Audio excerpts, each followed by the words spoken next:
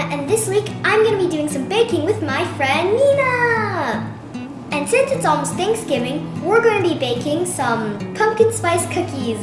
Let's get started.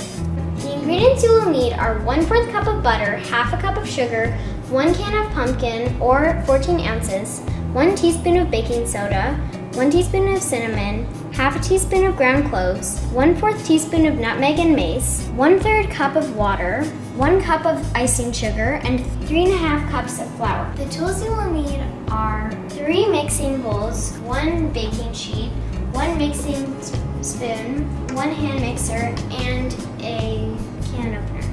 Optional tools: a rolling pin, cookie cutters, and a silicone mat.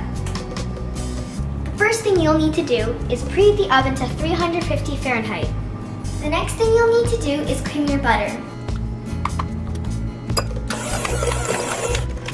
Now gradually add the sugar. Your next step is to open your can of pumpkin. First thing you do is put your can opener on the can of pumpkin and close it tightly until there's a hole in your can, and then you twist your can opener until it's turning, until it's open fully the whole way around, and then you take top of the can off. Then you're gonna add your pumpkin into your butter and sugar mixture. Now you're going to mix the pumpkin with your hand mixer. Make sure to mix it well before your next step. Once you're done mixing all of your wet ingredients, you're going to add the flour into a separate mixing bowl. Now you need to add the baking soda. Use your mixing spoon to mix all of the dry ingredients together.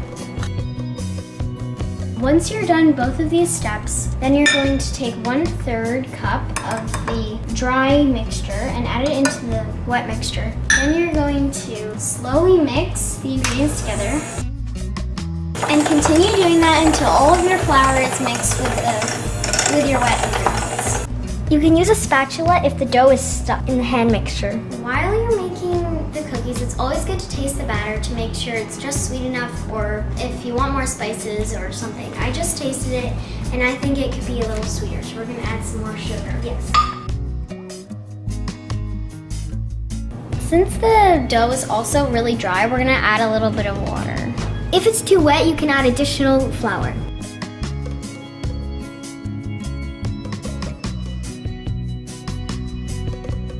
Once your dough is fully mixed, then you can put flour on the silicone mat, spread out enough.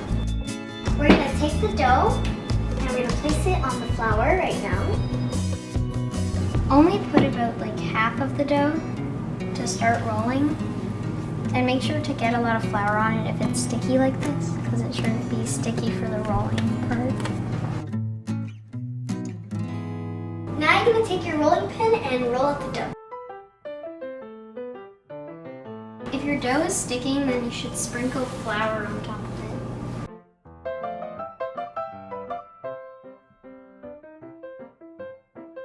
it. Your dough should be about like this thick, and then you're going to take cookie cutters. You can choose whichever ones you want. For this one, we're taking Thanksgiving cookie cutters. And cut as many shapes as you want. Make sure they're spread out a bit, otherwise they'll be too smudged.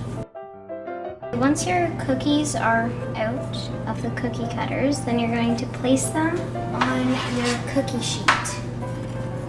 And continue doing that until all of your dough is used up. So this is how it looks like when you are finished.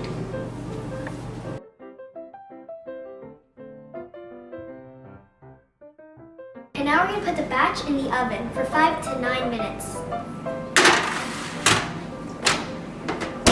Now I'm going to make a glaze for the cookies. So what you need is 1/3 cup of water, almost 1 cup of icing sugar, and half a teaspoon of cinnamon. And then you're going to stir that all together. And if it's a little bit too liquidy, then you can always add more icing sugar.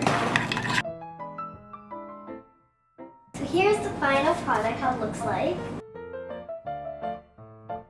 Once your cookies are all cooled and your glaze is done, then you can dip the cookies in the glaze.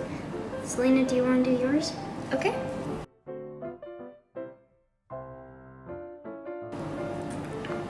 It tastes like pumpkin pie. It's really good. Thank you for watching this week's video. Comment down below if I should do more baking stuff with Nina. Also, comment down below to tell us which things you'd like us to bake next. Please subscribe for more. Bye!